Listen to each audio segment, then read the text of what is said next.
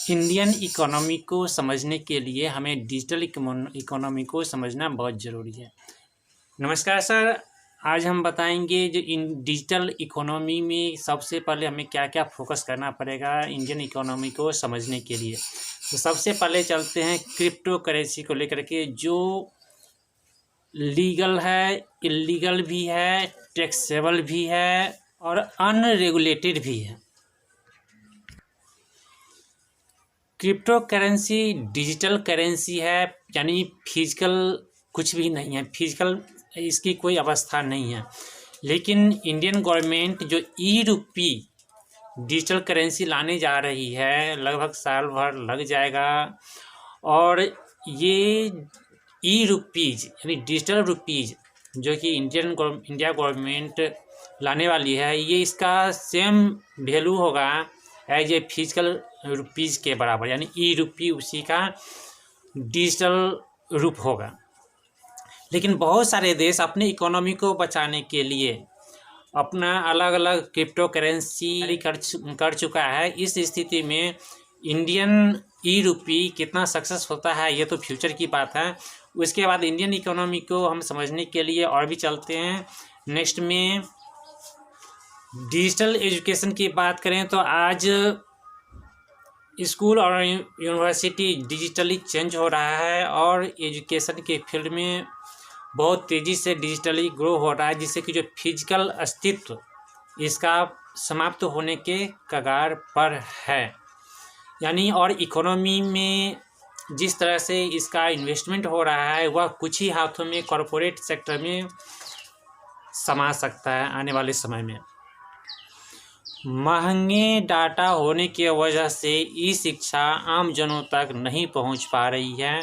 Indian economy social economy से capitalism की ओर बढ़ रही है, बहुत तेज़ी से बढ़ रही है कैपिटलिज्म की ओर।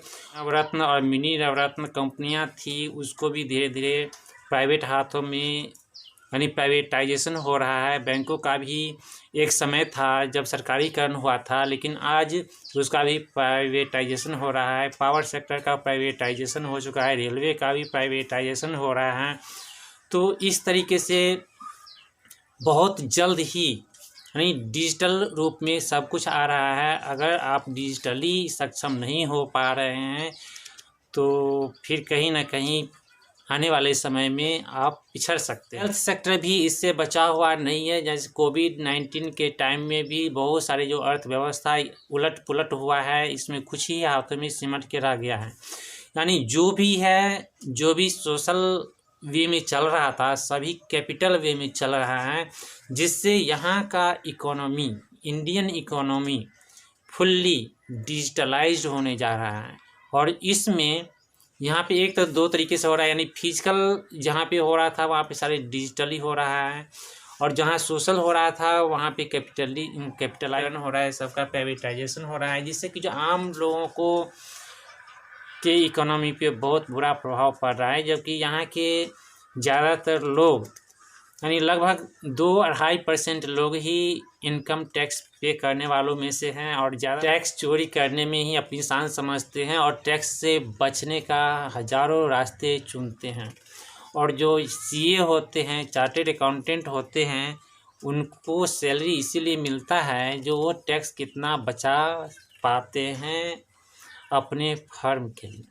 चुनाव भी अब कैपिटलाइज हो गया है। जो जितना ज़्यादा पैसे खर्च करता है चुनाव में, वही पार्टी, उसी की सरकार बन पाती है। यानी यहाँ पे देखा जाए तो सब कुछ डिजिटली और कैपिटलाइज्ड हो चुका है। इस Indian economy is now digital economy and socialism is now changed into capitalism. So Indian economy को समझने के लिए डिजिटल इकोनॉमी को समझना बहुत ज़रूरी है।